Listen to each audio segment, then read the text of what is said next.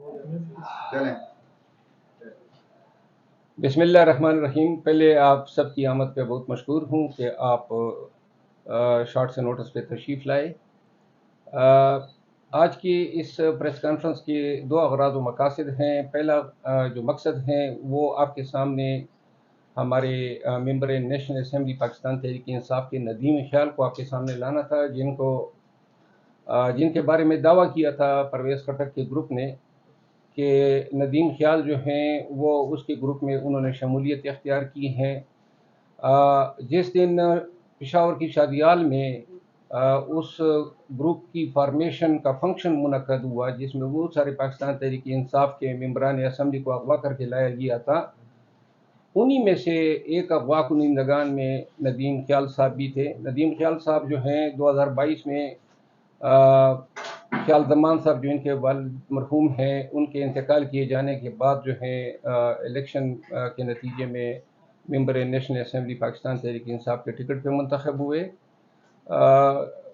خیال زمان صاحب جو ہیں ان کو پارٹی نے نوٹس بھیجا ٹرمینیشن کا ممبرشپ پر، جس پہ انہوں نے پارٹی سے رجوع کیا اور اپنا موقف دیا کہ ان پہ کیا بیتی ہیں۔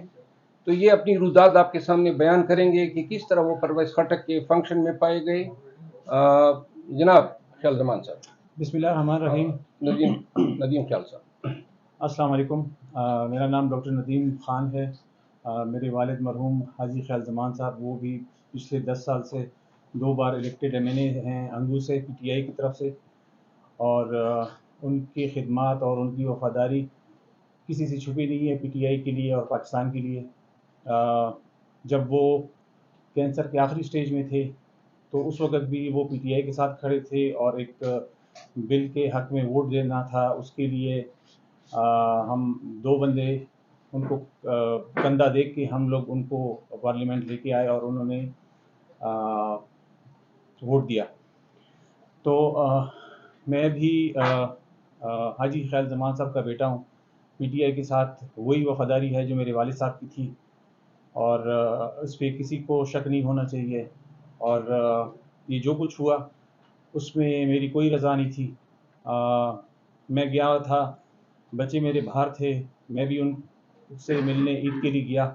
واپس جب آیا تو مجھے پشاور ایئرپورٹ پہ روک لیا گیا، کیونکہ میرا جاتے وقت نام ECL میں نہیں تھا، واپسی پہ نام ڈال دیا گیا تھا، تو مجھے وہاں سے اٹھا لیا گیا۔ 2-3 دن رکھا گیا، اور نامعلوم افراد تھے، کوئی پتہ نہیں تھا کہ کون تھے، کس پارٹی کے تھے، کون تھے، واللہ عالم۔ اس کے بعد وہاں سے مجھے 2-3 دن بعد پھر وہاں سے مجھے سیدھا شادی ہال ٹرانسفر کیا گیا، جہاں پہ سخت سیکیورٹی تھی، ہمارے موبائل وغیرہ چھین لیے گئے، اور اندر ہمیں صرف 6 گھنٹے بٹھا کے رکھا۔ اور اس کے بعد کسی نے ہم سے یہ نہیں پوچھا کہ یہ پارٹی کیسی ہے کیسی نہیں ہے، مطلب آپ نے جوائن کرنا ہے نہیں کرنا، کسی قسم کی کوئی گفتگو نہیں ہوئی۔ بیچ میں رابطے ہوتے تھے، دھمکیاں ملتی تھیں، کاروبار پہ بندش کا سلسلہ، گھروں پہ چھاپے، FIR وغیرہ، وہ تو سب کے ساتھ چلتا رہتا ہے، لیکن جو آخری سیگمنٹ ہے وہ میں بیان کرنا چاہ رہا ہوں۔ تو شادی حال ہمیں ٹرانسفر کیا گیا۔ وہاں سے جب ہمیں 6 گھنٹے بعد چھوڑا گیا تو میڈیا پہ خبر چل چکی تھی کہ ہم سب نے PTIP پارلیمنٹیرین جوائن کر لیا ہے۔ اس میں کوئی حقیقت نہیں ہے۔ میں ابھی بھی PTI کے ساتھ ہوں، پہلے بھی تھا اور ہمیشہ انشاءاللہ رہوں گا۔ جی آپ نے ان کو سنا۔ ایک بات جو ہے وہ میں ایڈ کرنا چاہوں گا کہ اس دوران یہ جب ان کے گھر پہ چھاپے ہوئے، کاروبار ان کا بند کیا گیا، خاندان کے افراد کو جو ہے اٹھا لیا گیا، ایسی صورتحال تھی کہ پشاور ایئرپورٹ پہ آنے کے بعد جو ہیں ان کو نظر بند رکھ کے پھر جو ہے پرویز خٹک صاحب کی اس فنکشن میں جو ہے شادیال میں لایا گیا۔ گزارش یہ ہے کہ یہ کس طرح PTI کو توڑا جا رہا ہے، یہ ایک مثال آپ کے سامنے ہے۔ جتنے بھی ممبران اسمبلی ہیں، بہت سارے لوگوں نے پاکستان تحریک انصاف سے واپس رجوع کیا ہے، اور ہر ایک نے یہی مسئلہ بتایا ہے کہ ان کو زور زبردستی اور دھمکی سے جو ہیں नामालूम अफराद जो हैं उठाकर शादियाल में ले गए। और ये कहानी जो है वो सिर्फ एक डॉक्टर नदीम ख्याल की नहीं है, बल्कि पीटीआई के जितने भी बर्गश्ता किए गए मेंबरान असम्बली हैं, सबकी यही कहानी है। तो लिहाजा इस मीडिया के तवज्जुह से कौम के सामने हम लाना चाहते हैं कि पाकिस्तान तहरीक इंसाफ को ख़त्म करने के लिए, तोड़ने के लिए एक तरफ अदालती मुकदमात का सिलसिला जारी है, FIR पे FIR दर्ज हो रहे हैं, मुकदमात पे मुकदमात बनाए जा रहे हैं। खान साहब को जो है लाहौर और इस्लामाबाद और अब क्वेटा, इनके बीच जो हैं इन्होंने काफ़ी दौड़ाया है और ये लामतनाई सिलसिला है मुकदमात का। दूसरी तरफ जो है पाकिस्तान तहरीक इंसाफ को ऑर्गेनाइजेशन सतह पे डैमेज करने के लिए जो ऑफिस बियरर्स हैं, ये सिलसिला अभी थमा नहीं है केपी में ये सिलसिला पूरे ज़ोर शोर से जारी है। ये धमकियाँ, ये कवर्सिव मेजर्स, ये ज़ुल्म, ये पाकिस्तान तहरीक इंसाफ के जो ऑफिस बियरर्स हैं, जो मेंबरान पार्लियामेंट हैं, वो सब ये भुगत रहे हैं। लेकिन इंशाल्लाह जिस तरह ये आज आप सबके सामने आए हैं और अपना माफ़ी ज़मीर बयान किया है, मैं आप सबको ओपन दावत देता हूं कि बेशक आप जो सवाल इनसे पूछना चाहें आप इनसे पूछ लें, ताकि आप सबकी तसल्ली हो कि जो ये आज आपके सामने बयान कर रहा है, पाकिस्तान तहरीक इंसाफ जो है आज एक ऐसी जमात हैं जो खुद लाचार हैं। तो लिहाजा अगर ये इधर हमारे साथ बैठा है तो ये पार्टी की, इनकी पार्टी के साथ वाबस्तगी और लॉयल्टी और वफादारी है, और पार्टी ऐसे अमल को कदर की निगाह से देखती है। और मैं पाकिस्तान तहरीक इंसाफ के बिहाफ पे इसको पार्टी में वापस खुशामदीद कहता हूँ। जो एक्सप्लेनेशन इन्होंने दी हैं, पार्टी ऑलरेडी इस पे इत्तेफाक कर चुकी है। तो लिहाजा जो डॉक्टर साहब हैं वो उसी तरह पाकिस्तान तहरीक इंसाफ के रुकन ही तस्वुर होंगे जिस तरह वो पहले थे। जी जनाब। अच्छा सर, ये बताइए कि क्या वजह है परवेज खटक साथियों को अपनी तरफ बुला रहे हैं? उनके पीछे कौन सी कुव्वतें हैं अभी तक समझ नहीं आई, क्योंकि वो तो उन्हें वजीर आला बनाया, वजीर दफा बनाया और इमरान खान एतमाद करते थे। तो केपीके में ऐसा क्या हो रहा है कि परवेज खटक खास हैं?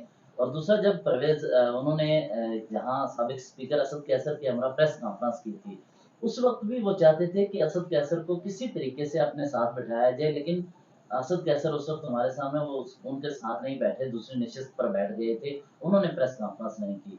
तो आपको क्या लगता है कि उनके पीछे कौन है और वो ये सब क्यों कर रहे हैं? आपकी सवाल का जवाब मैं थोड़ा सा दे देता हूँ, क्योंकि जिस दिन असद कैसर साहब को उठाया गया वो मेरे साथ राब्ते में थे और मैंने ये खबर शायद ट्विटर पे ब्रेक की थी।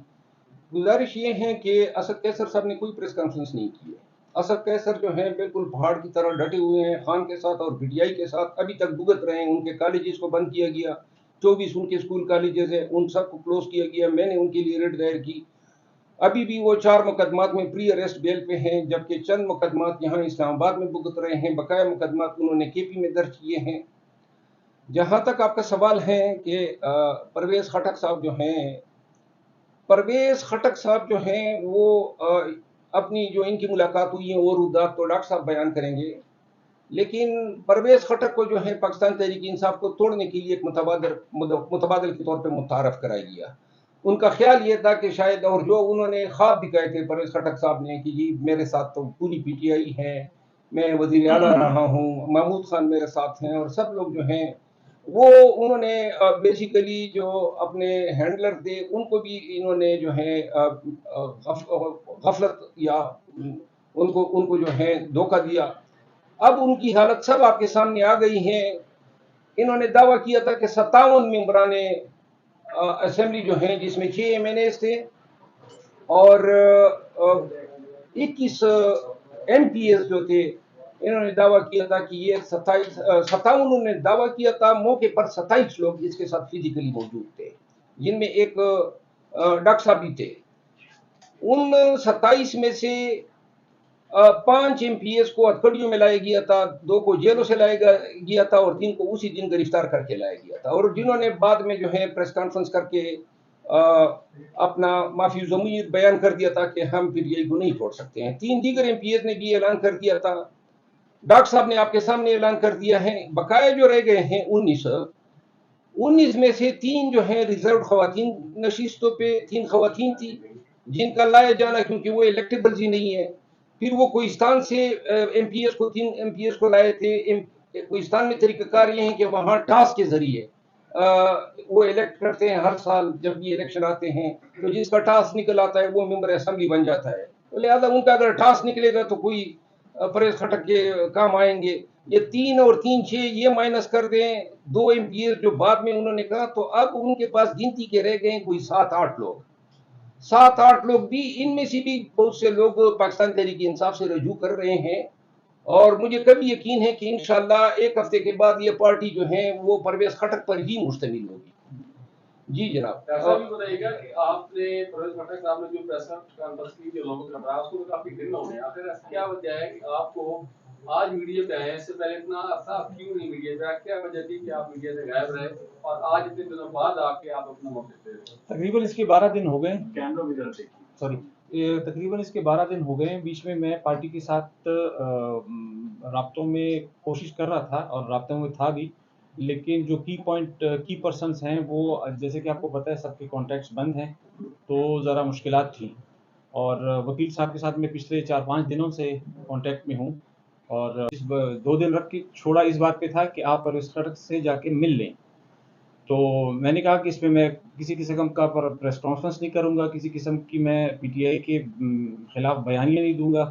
उन्होंने कहा कि ऐसा हमें कुछ नहीं चाहिए, आप सिर्फ जाके परवेज खटक के साथ मिल लें। मैंने कहा मिलने में तो कोई हर्ज नहीं है, इसमें तो कोई ऐसा बड़ा गुनाह नहीं है। फिर मैंने जाके, उन्होंने फिर मेरी टाइम अपॉइंटमेंट ली। 2 दिन बाद जाके मैं उनसे मिला। उन्होंने पार्टी में आने की दावत दी सिर्फ, उसमें भी उन्होंने कोई ज़ोर ज़बरदस्ती नहीं की। और उसके बाद फिर मैं फ्री था, फिर उन्होंने हमें बुलाया कि आप आएँ, एक 5 मिनट की मीटिंग है। मैं गया उनके पास, तो वहाँ से हमें एक दिन रख के उसके बाद फिर हमें प्राइवेट गाड़ियों में बिठा के शादी हॉल ले गए।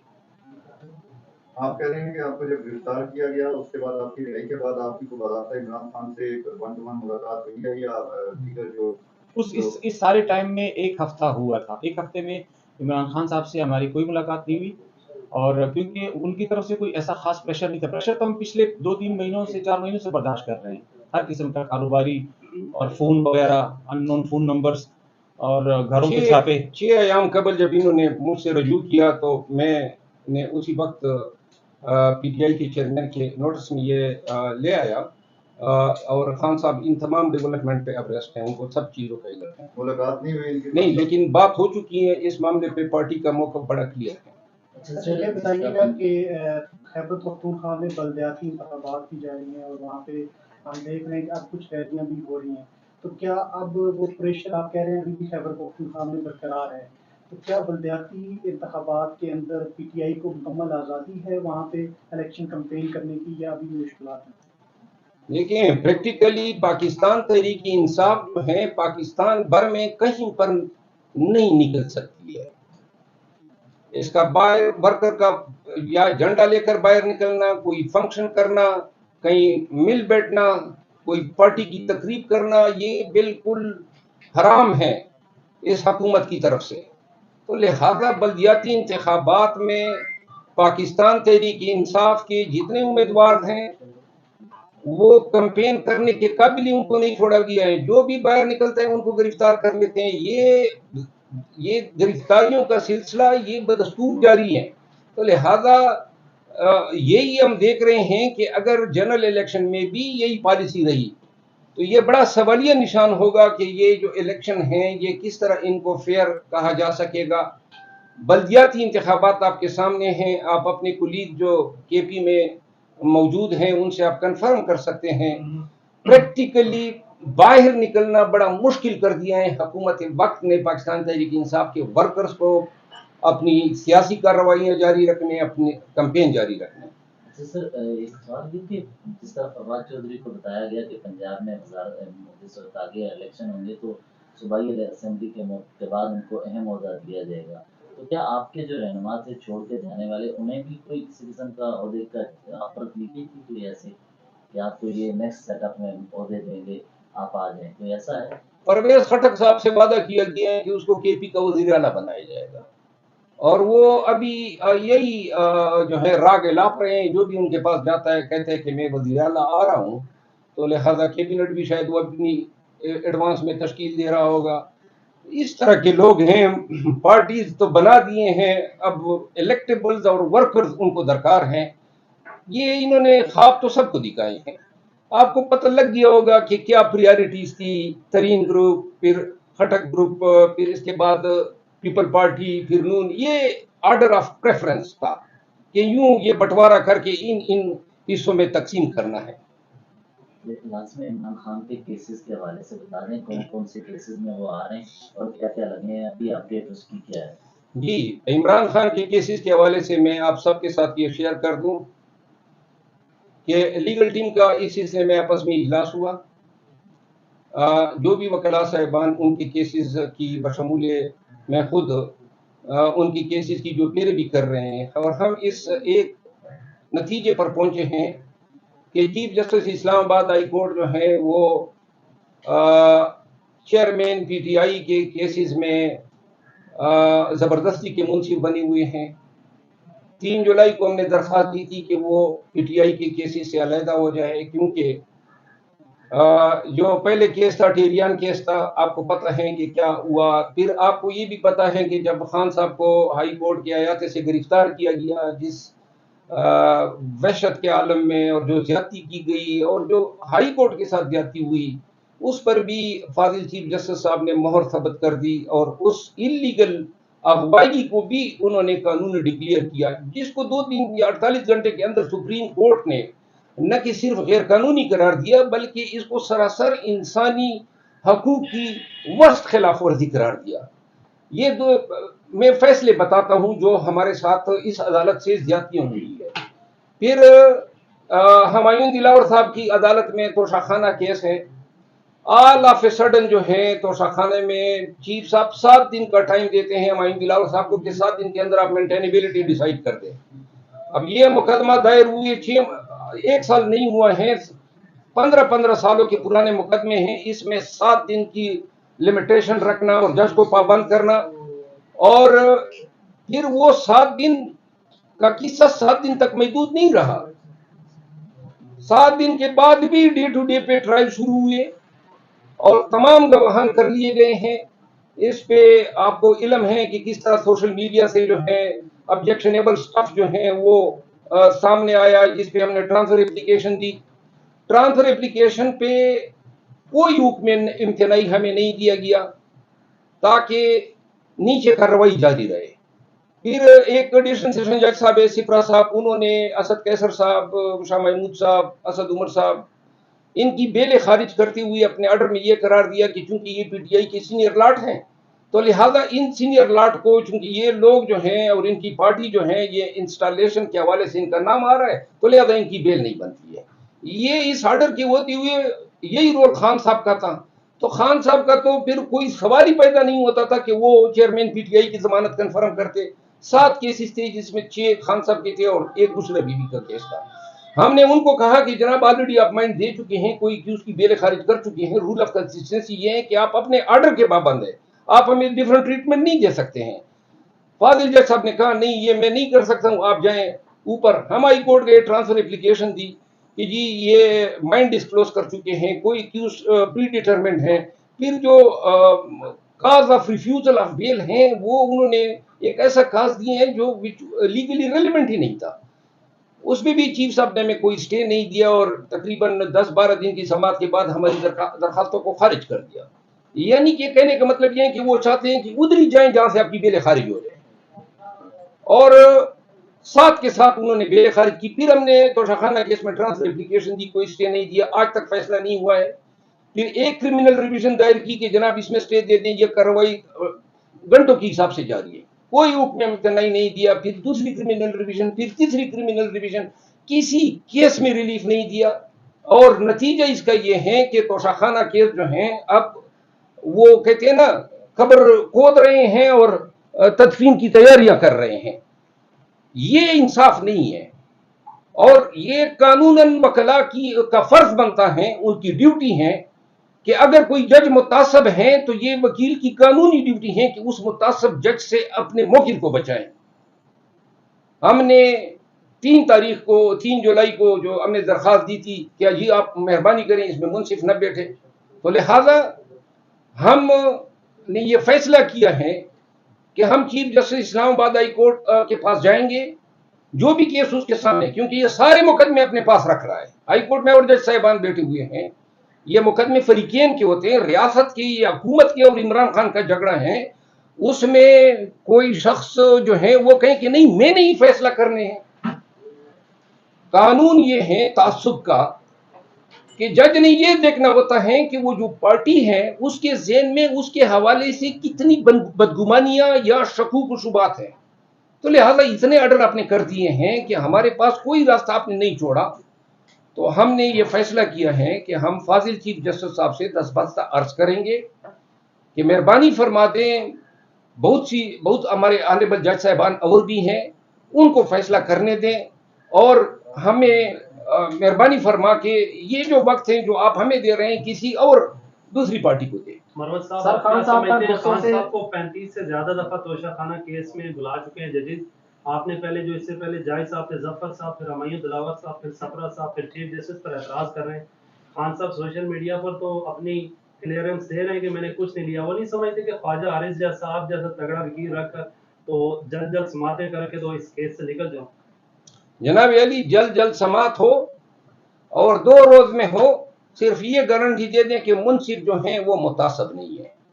جب آپ کو انصاف کا اصول ہے کہ justice should not be done alone, it must be seen to have been done. انصاف کو ہوتا ہوا بھی نظر آنا چاہیے. اگر آپ مجھے ایک امپارشل منصف دے سکتے ہیں تو ہمیں کوئی عذر نہیں ہے کہ ہفتے نہیں گھنٹوں میں یہ فیصلہ کر دیں. صرف اتنا سا تو ہمارا مطالبہ ہے، باقی تو آپ نے کیس کنکلوڈ کر دیا ہے نا. یہی ہم کہہ رہے ہیں کہ جا کے اس جج کو دے دیں جس پہ کوئی عذر نہ ہو. دوسری بات آپ نے کی کہ جناب 35 پیشیوں میں آپ 2 دفعہ پیش ہوئے، اس کا میں آپ کو جواب دوں. توشہ خانہ کیس جو ہیں یہ ایک ڈسکریمنیشن ہے الیکشن کمیشن کے پارٹ پہ. انہوں نے چیئرمین پی ٹی آئی کے حوالے سے یہ ریفرنس بھیج دیا، کمپلینٹ بھیج دی. آپ سب سے میرا سوال ہے کہ یہ ٹریٹمنٹ نواز شریف کو کیوں نہیں دی، آصف علی زرداری کو کیوں نہیں دی، شہباز شریف کو کیوں نہیں دی؟